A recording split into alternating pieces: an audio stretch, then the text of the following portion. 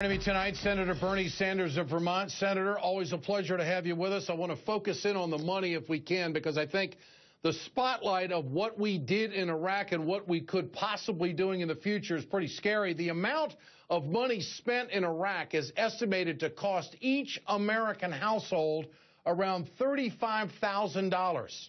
According to Nicholas Kristof of the New York Times, and there are other economists out there who were saying that. What's your reaction to that number, Senator, where we stand right now?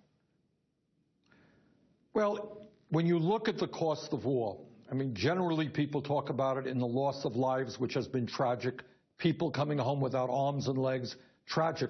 But it is also important to look what we as a nation are spending $4 trillion on war in Iraq, by the way, helping to rebuild Iraq's infrastructure, when what we should be doing is investing that money in our bridges, our roads, our sewer systems, our wastewater plants. We have crumbling infrastructure, Ed. The American Society of Civil Engineers tell us we have to spend over $3 trillion. And if we invest in America, we become more productive and we create jobs. $1 trillion of investment in infrastructure, Ed, creates 13 million jobs. And when real unemployment in America is close to 12%, youth unemployment 20%, that is exactly what we should be doing. So, Senator, with what is happening in Iraq right now and what potentially could be on the horizon, is this going to help the Democrats make the case for infrastructure? Do you expect the public to take better notice of what we need to do based on what we could be doing?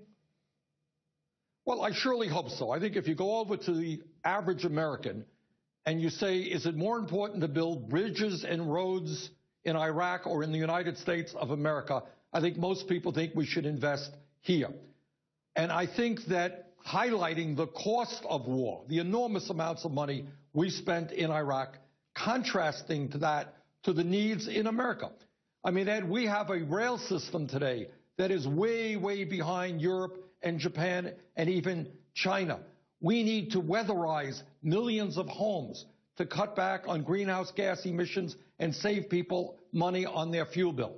So I think when people understand that the war in Iraq cost $4 trillion, but if we invested $1 trillion right here in America, we become more productive, we create 13 million jobs, I think the American people will say, as Harry Reid just did, invest in America, create jobs here. Senator, your response to what the president did yesterday, are you okay with it? Do you think that this could spiral out of control? Do you think that we have gone as far as we can go at this point? Is this it with Iraq as you see it? Well, Ed, I voted against the war going into that war.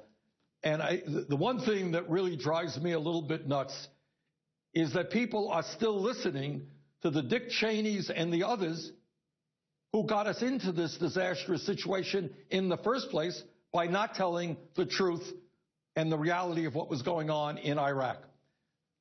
To my mind, clearly, this is not just an American issue.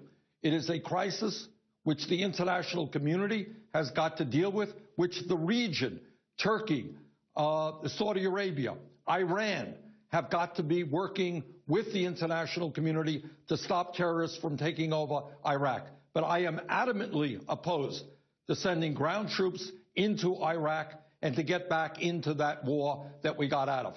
I do support the president protecting the embassy. I think some troops giving training to the Iraqi army is okay. But I will adamantly oppose the United States getting involved in a ground war in Iraq again. Senator Bernie Sanders with us tonight here on The Ed Show. Senator, always a pleasure. Good to have you with us. I appreciate your time. Thanks so much.